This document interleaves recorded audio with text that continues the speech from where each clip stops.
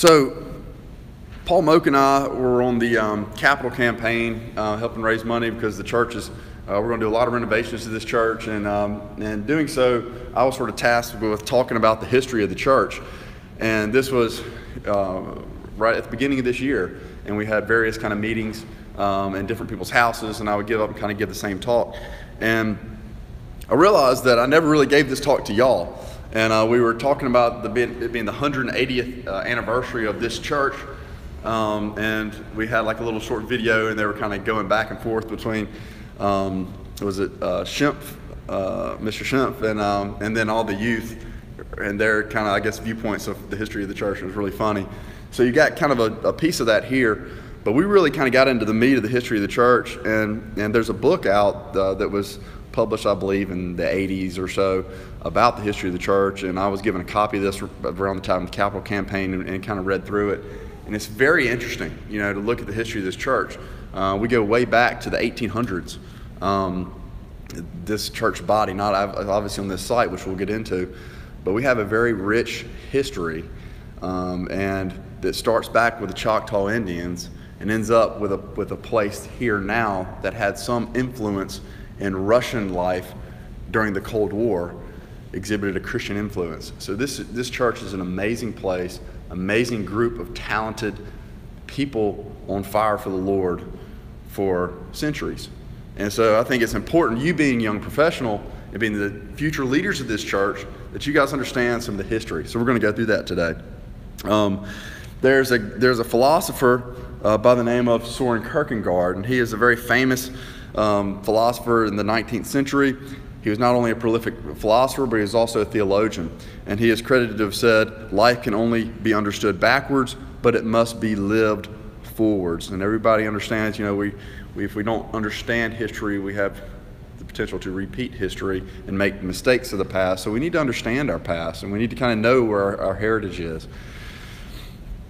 So back in the early 1800s, if you look at this map here, this is an old map, and you can tell that this is essentially Mississippi, right? Because this is the Mississippi River that comes down. You just don't see the border of the typical other Mississippi lines other than the river. But you can see right here in this area through here is a swath of land, and it included Copiah County, Rankin County, Hinds County, up to Yazoo County, and into Holmes. And that swath of land, through treaties with the Choctaw Indians, was obtained by the federal government. And the federal government approached the Mississippi State Legislature and said, hey, you guys can have 2 sections out of this land to build a state capital. And so the legislature sent out these land experts and surveyors, and they went out amongst the land and started looking, where are we going to build a capital city for this state? And so what they found was there was this high ground sitting right here that overlooked the Pearl River. It's known as the LaFleur's Bluff. And they said, this is the perfect area. It's tall. It's not going to flood. It's flat. We're going to build a capital city here. And so they decided and made that recommendation. It was voted on. And this land around this church here was decided to be the state capital for Mississippi. Now, around that time, there was a great migration in 1832 of people coming from South Carolina to central Mississippi. And these people were coming here because they'd heard, well, you've got this rich, fertile land from the Choctaw Indians, and we're going to farm it and start a new life. So a bunch of South Carolinians moved in 1832. It was a great migration to Mississippi. And it's interesting, I got to looking into my Calvert and Kynard history with my grandmother, and she at one point gave me this book, and on the cover of the book is essentially this picture. There's South Carolina, Mississippi, and there's footprints on the cover of the book. So I'd like to think that Lewis Holloway, who made that trek, became our first preacher, may have known my Calvert ancestors or made that trek together. Of course, my Calvert ancestors would have stopped in Meridian, but the Holloways kept going. So Lewis Holloway came through, and he was a Greek Latin scholar. He was a very good preacher, and he came through with his wife, Sarah Holloway, and they moved during the Great Migration to Jackson. And he began speaking at the State House because there was no church in downtown. It was a very rudimentary city, and they had to open the State House for religious gatherings. And if you wanted to have a religious gathering, you could have it there, and your preacher could preach. So they had multiple kind of churches meeting at the State House. So Lewis started preaching up there, and over time, other Baptists would trickle into the city, and before long, he had a little bit of a congregation. And his wife, Sarah, said, she's affectionately known as Aunt Sarah. Aunt Sarah said, we should have our own church. We should build our own church. And so she approached Lewis and some of the other members of the early church and said, what should we do to raise money? And Sarah's like, well, why don't we have a fair? A fair, like a carnival of sorts, okay? Well, Lewis, being the religious leader he was, didn't really think a fair was kind of like a way to raise money, I guess, for a religious person, or may not have been appropriate. And he wasn't really on board with it. Well, Sarah and the other ladies at church met. They talked about that, considered that, and they had a fair. And they ended up raising $800. And it only cost $500 for our first site. So they went out and went to the state legislature and said, hey, we want to buy this little section you guys are selling for religious groups. We're going to buy this little section, and we're going to build our church there. They bought it for $500, so they had $300 extra. Well, then they started having multiple other fairs throughout the course of 7 years and raised money, and they built our first church, which is this building you see here. And it's right down here above Galloway. This building here still stands, okay? It's been an apartment building. It's been a life insurance building. But it is still here. It's one of the only buildings downtown that still stands, and it is built very well, obviously. So we built this first building in 1843, and it was really under the leadership and multiple capital campaigns of Aunt Sarah.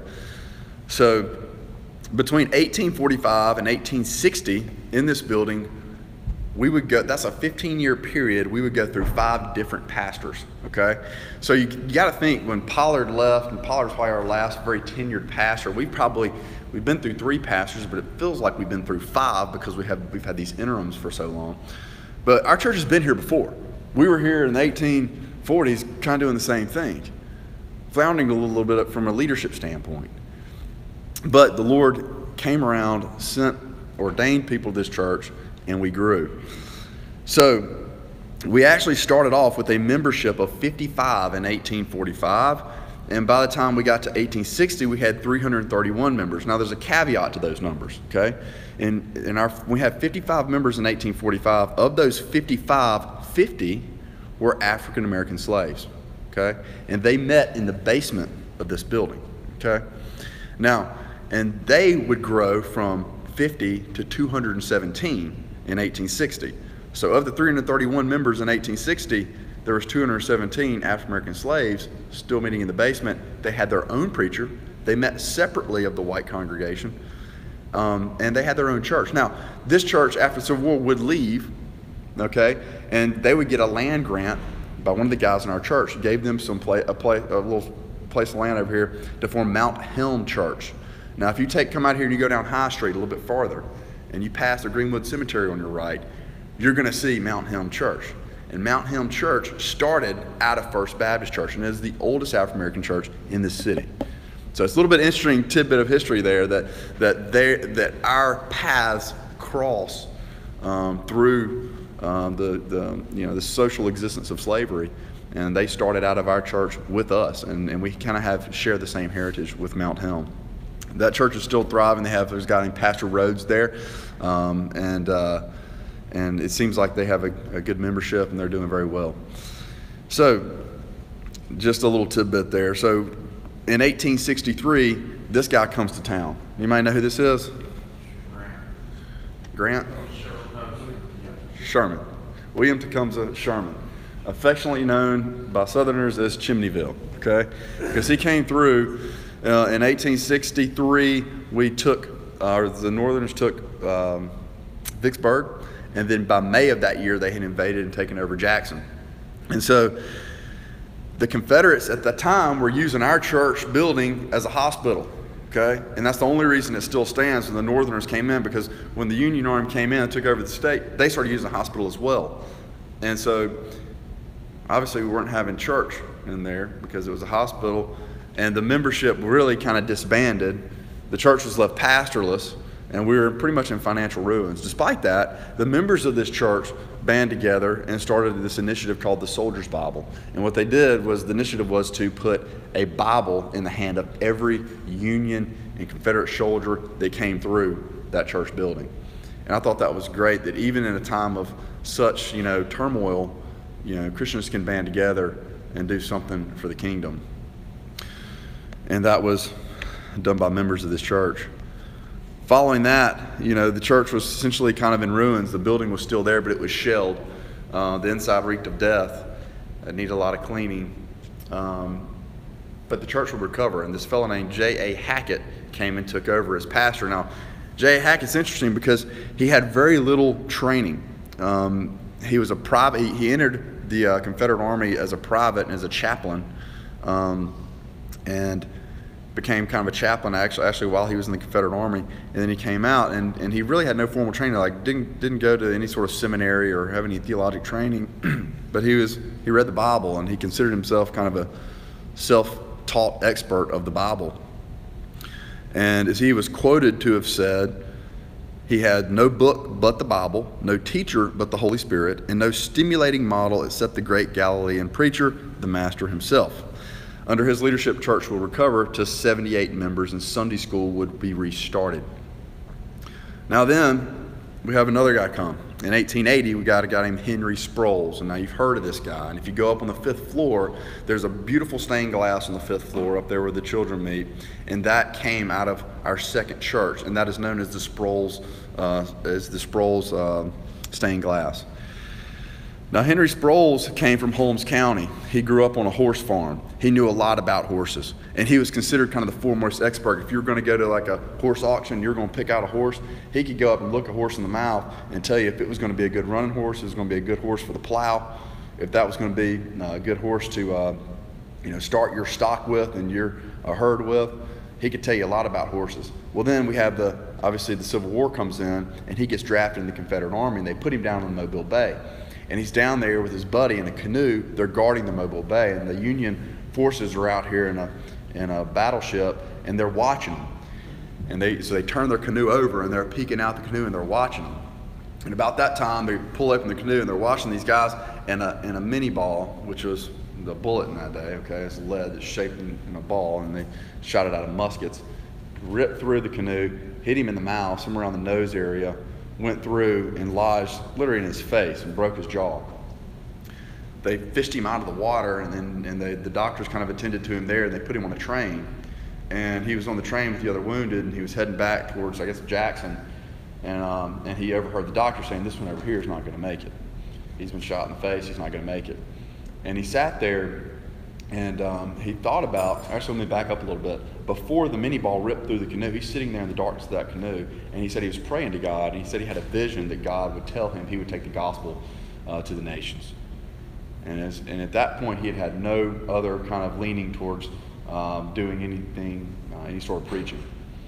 So he started thinking when he's on this train, how could I have had that vision if I'm to die? This has happened to me. And so they sent him back to Jackson. They sent him back instead of putting him in the hospital, they sent him back up to the farm in Holmes County, and he's sitting up there, and something kind of miraculous happens. He just starts healing. He regains his ability to talk. And the people in Carroll County, he starts telling everybody his vision. They're like, "Well, if you had this vision to preach, we're going to get you trained." And so they send him up to the Carolinas, and he goes to seminary up there, becomes a preacher, comes back, and he's at Carroll Baptist Church, and that's where we got him. So in 1880, he comes here, and he's under his leadership. He was here for 18 years, from 1880 to 1898. Several things happened. So he was big in women being involved in the church. And under his leadership, the Women's Missionary Union, WMU, which a lot of you guys are familiar with now, would start. And that would start in 1888. That same year, the Southern Baptist Convention started the Lottie Moon offering. And we were charter members at First Baptist Jackson to give towards the Lottie Moon offering in 1888. In 1895, the Southern Baptist Convention would start the Annie Armstrong offering for local North American ministries. And we were, again, charter members of giving towards Lottie Moon and now Annie Armstrong under his leadership. And under his leadership, the capital campaign started because the church building we're meeting was too small.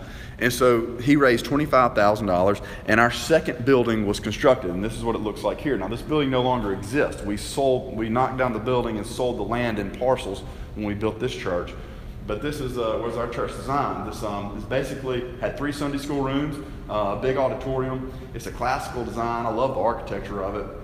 And it could hold about 600 people in the main auditorium. Membership grew from 360 to 973 after Sproul's left us, and those were under Pastors Yarbrough and Borum. So we're up to 973 members. We've really kind of outgrown this church. And then in 1918, we enter what's known as the golden age of First Baptist Church Jackson. This guy by the name of W.A. Hewitt becomes our pastor.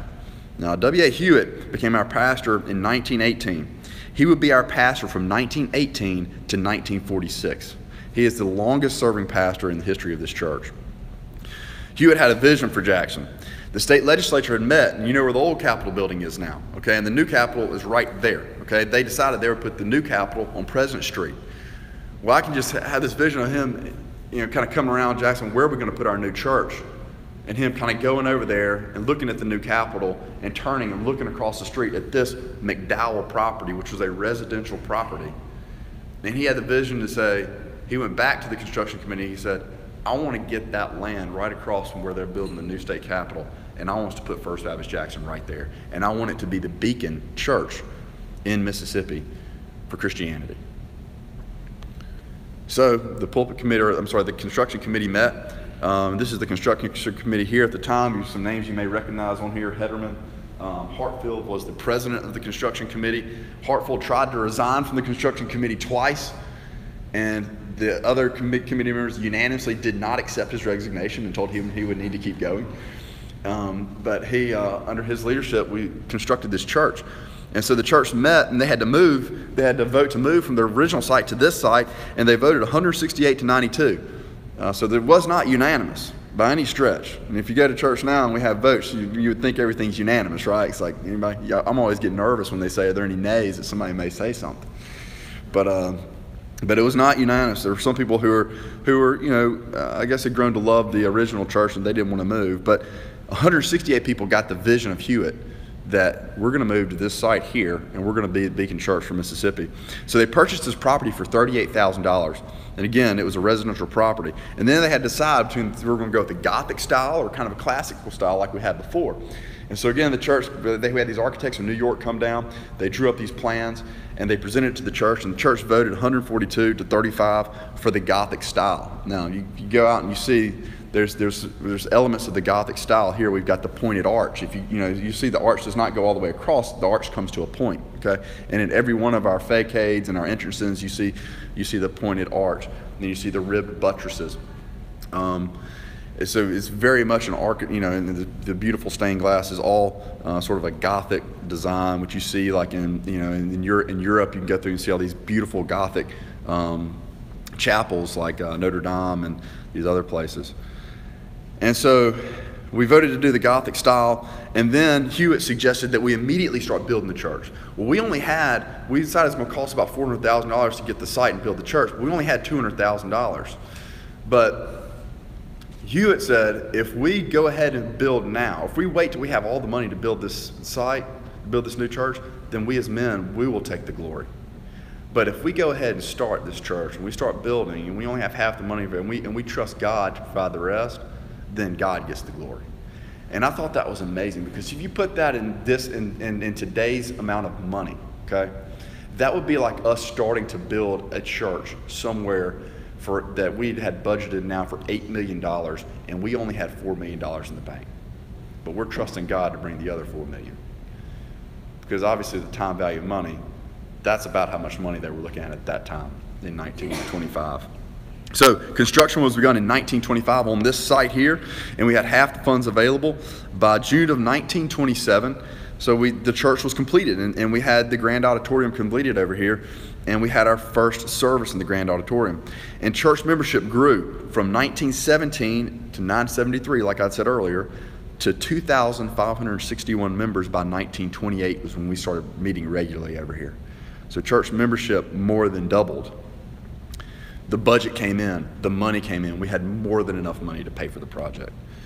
From 1928 to 1946, church membership grew under Hewitt to 4,575 members. So we started at 973 members when Hewitt started to 4,575. That's more than quadrupled the membership under his tenureship. So this guy Hewitt is a huge giant in this church. And when you pass by his picture out there in the hall, you now know why. Okay, you'll see him, and you will see scrolls as well. Their pictures are out there in the atrium. So we move on, and then we have a fellow by the name of Douglas Hudgens came. Now, Douglas Hudgens was preaching over at First Baptist Church Houston, and when Hewitt decided he was going to resign, we got a guy who's been our preacher for decades, and now we got to go out and find somebody to back him up, and that's a hard thing to do. And we're finding that out from when Pollard left. So they go out to First Baptist Houston and found that this guy has gone out there and he has basically cut the church debt at First Baptist Houston in half. He's doubled their membership. And we said, hey, why don't you come to First Baptist Church Jackson? And he said, I'm in. And he came. And he came under a few different stipulations that we would want to grow the Sunday school. And he's credited to have said, it's been my observation through 25 years of experience that the greatest single medium for soul winning and evangelism is Sunday school. In it, the organization is ideal, the workers are available, and the atmosphere can be focused for that purpose. So under his leadership, we would start the building that we are in now, and this education wing through here would be started. And you can see we have, by 1952, you can see they had the groundbreaking service here, and this is Hudgens here, and we built the education wing, which is all this you see over here on the right. And that was under his leadership, and Sunday school really took off. And we started having big-time Sunday school at the First Baptist Downtown Church. So, what talk is complete without talking about this guy, Frank Pollard. He's born in Olney, Texas. He was an Aggie. He played baseball for A&M. Came out and decided he was going to go into the ministry. He went and trained at Southwest Theological Seminary, got a master's, or got his training in, I believe it was divinity, and then he went and got his doctor got his doctor in the seminary in New Orleans. And then he eventually became president of Golden Gate Seminary, which is out in California. But Time Magazine in 1979 called him one of the top 7 Protestant preachers in America. Okay, and it was under his leadership that this church would grow to epic proportions. He started the radio and TV broadcasting wing of the Southern Baptist Convention. Would meet in Fort Worth, Texas. They came to Pollard and said, hey, we're going to start this thing called the Baptist Hour, and we want you to be the main speaker during that time. So we start the Baptist Hour, and during the Baptist Hour, his sermons would go out all over the country. And then we had this little opportunity to get into Russia and start broadcasting the Baptist Hour into Russia.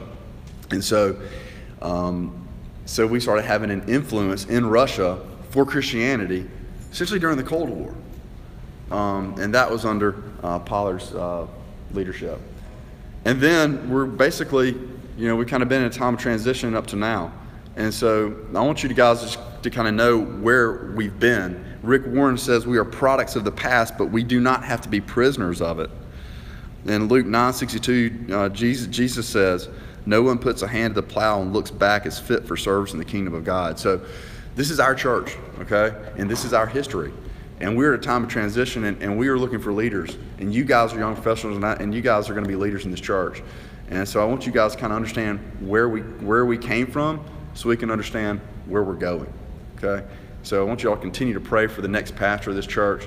I think there are great days. And you'll notice the last golden age of this church was when? 1918, okay? And what year is it now? It is 2018. This is the 180th year anniversary of this church. And I really do feel this, that we're on the next golden age for this downtown church, okay? Does anybody have any questions? Tim, tell us about the guy that you met in St. Petersburg when you guys went over, who said he'd traveled several hundred miles to come, and that he'd become didn't you say he'd become a Christian through listening to Pollard's Baptist Hour? Was that you said that? Maybe it was, okay. It was Levon then. Levon took a group over to St. Petersburg, Russia, and there was a guy, and he had traveled several hundred miles, and he came to see him, and he came and talked to Levon, and he said, I became a Christian because of Dr. Pollard's Baptist Hour, which was broadcasted in Russia. So, you plant seeds, right? And sometimes the seed hits ground that's fertile, and it multiplies. And we've been planting seeds a while for this church, and we need to continue to do so. And continue to pray for this church, continue to pray for the church's leadership. And also plan to be a part of it. Very much an excellent talk. I just appointed you and Tim and Sarah and others, Jim Barrett and others, that my cousin, who is my first cousin who works with drug addicts in Texas, is de facto member of our class. She broke her femur, and she and all of her folks watch our class and watch our worship service every Sunday. And she always calls me in the afternoon, talks about how much she enjoyed our class and our worship service through the magic of podcasts and the internet. So our outreach is unmeasurable. And I think our greatest days are ahead, thanks to Allison Talent and our electronic outreach and wireless and all the whatsoever like that. That's awesome. All right. Who wants to pray us out? Seth, why don't you pray us out? Lord, just thank you for today. Thank you for this time that we've got together as a community, just learn more about you, and we'll learn more about our history of this church. I just pray that you pass church committee as we look for a new leader, and I pray that you should be with all of us together this week and let us be alive for you. In Jesus' name, I pray. Amen. Amen.